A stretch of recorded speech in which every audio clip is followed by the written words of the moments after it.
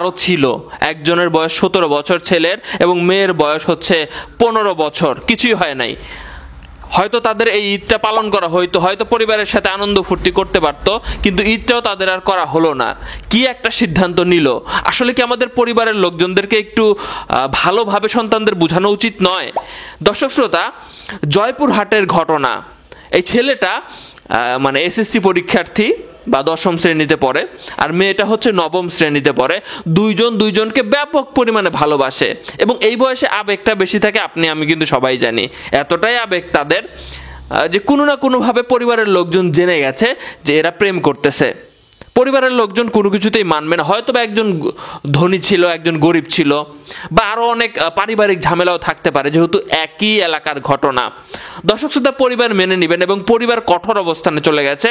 ছেলেকে বলছে যে তোকে এই ঈদের পরে আমরা মালয়েশিয়া পাঠিয়ে দিব, সো এইটা তোর আর দেশে পড়াশোনা করা লাগবে না, তোর দেশের সব কাজ শেষ, মালয়েশিয়া চলে যাবি, এই মেয়ের সাথে তোর সম্পর্ক আমরা কোনো মতেই মেনে নিব না। তো ছেলের সব প্রিপারেশন নিচ্ছিল, কিন্তু তাদের এইটা আসলে তারা মেনে নিতে পারে নাই, তাদের পরিবারের এই সিদ্ধান্ত মেনে নিতে পারে নাই।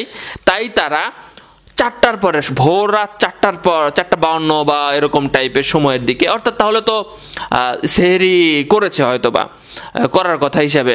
দেখেন, আর ঈদের মাত্র কয়টা দিন বাকি ছিল, দুইজন একসাথে হয়তো ফোনে কথা হয়েছে, ঠিক আছে আমরা এই দুনিয়াতে থেকে কি করব, আমাদেরকে যেহেতু এই দুনিয়াতে মিল হবে না, মানে বললাম না আবেগ বেশি কাজ করে এই বয়সে, পরিবারের কথাতে হয়তো বা কষ্ট পেয়েছে এবং তারা যে কি চিন্তা করে এমন করে আমি জানি না ভাই।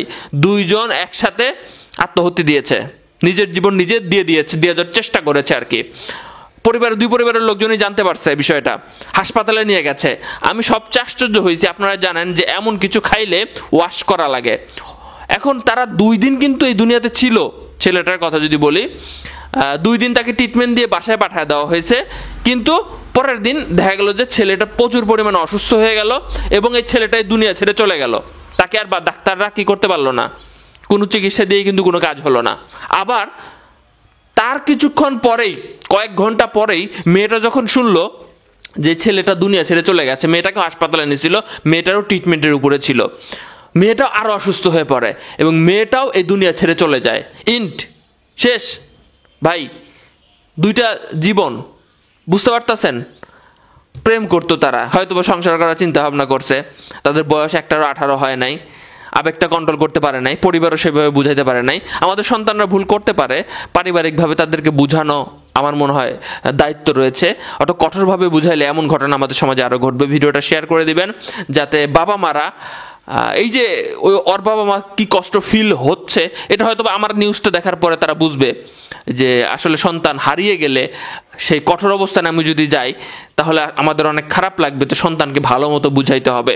এখানে আপনারা বলতে পারেন অনেক সমাধানই হয়তো বা তাদেরকে ভরসা দেওয়া যেত যে বড় হয়ে তাদেরকে বিয়ে শাদী দিব, বা তুই বাইরের দেশে যা, সেখানে যে কি সামর্থ্যবান বা এখানে ভাই অনেক অনেক ভিলেজ পলিটিক্স জড়িত ভাই, আমি জানি সবসময় সম্ভব হয় না, তবে বাচ্চাদের বোঝানো উচিত যাতে এমন সিদ্ধান্ত না নেয়। ভালো থাকবেন সবাই।